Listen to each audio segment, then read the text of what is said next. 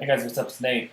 Today I want to talk to you about something I thought about recently when I was talking to somebody about product development, and that is the idea of the MVP, right? Which is something that was introduced, at least I think, by Reis in The Lean Startup, which is a great book. If you haven't read this, you really should. But the way that he introduces it is, what's the minimum version, right? What's the minimum viable edition of your product, such that you can share it with clients and start to get feedback.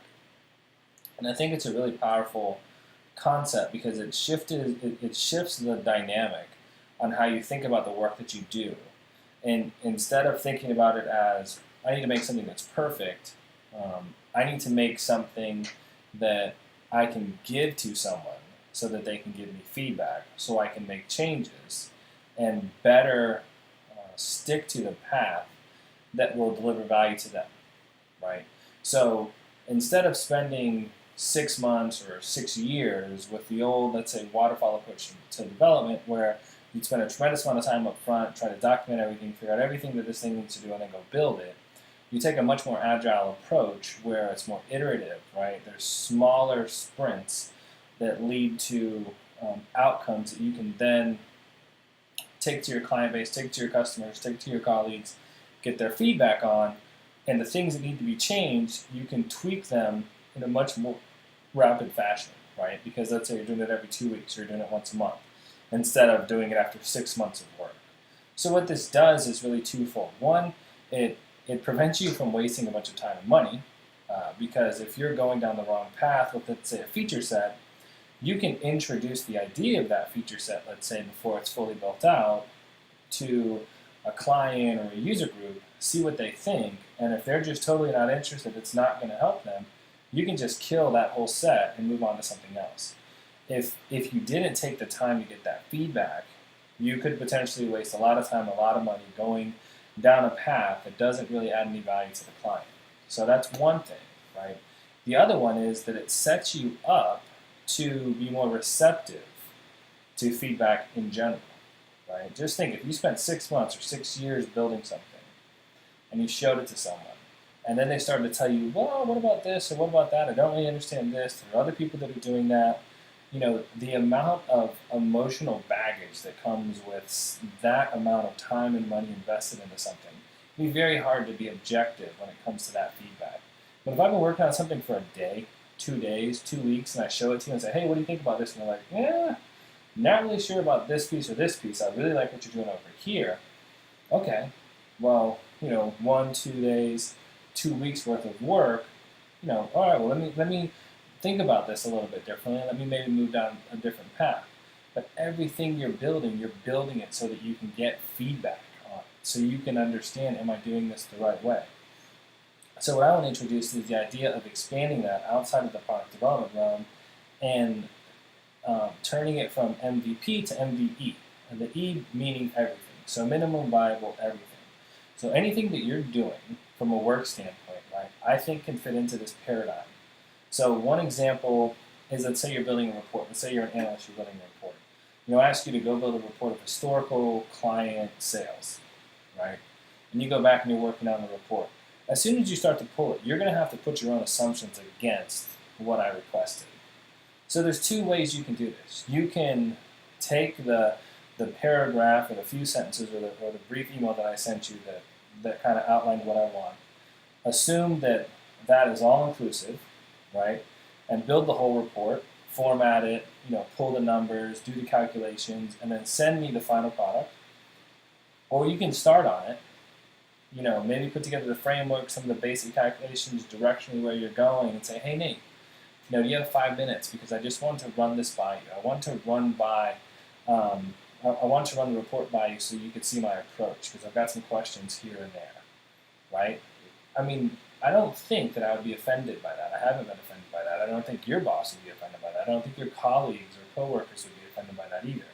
Because what you're doing is you're saying, I heard what you requested. I want to make sure that what I'm going to deliver is exactly what you're looking for.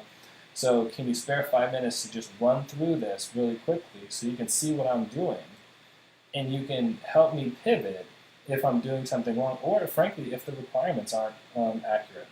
And really it's like, oh no, it's not, by client, it's actually by client and region, but thanks for showing me that, because now that I see it, now I realize that I want something different, right? So that's one example.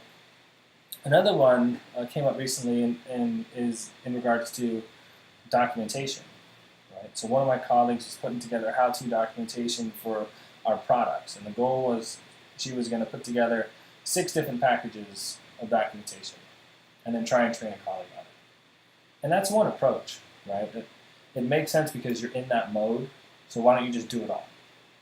But what you end up doing is you end up stacking your assumptions 6 products deep, right? So you know how it works, you know how all these things work, you're putting together documentation, but no matter what, you have first-party information, right? You've done it before, you know how to do it. It's like trying to explain driving to someone. It would be impossible to explain all the idiosyncrasies to someone up front. But what I challenge her to do is, well, instead of doing all 6, why don't you just do one section of the first one? So, well, why would I do that? It's not complete. No, it's not complete, but do the first section and share that section with them and say, hey, Nate, putting together this documentation to help you learn how to run product X, and I want to run through it with you to make sure my approach is easy for you to understand, that I cover all the bases, that I'm detailed enough, right? And by doing that, what you're doing is you're allowing them to provide feedback while you're one section deep, right? Not even done with one product. So now, whatever feedback they have for that first section is probably going to apply to the rest of that product and then to the other products.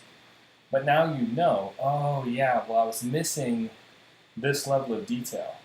Oh, I should really add callouts right here. I should really do a screen capture here, right?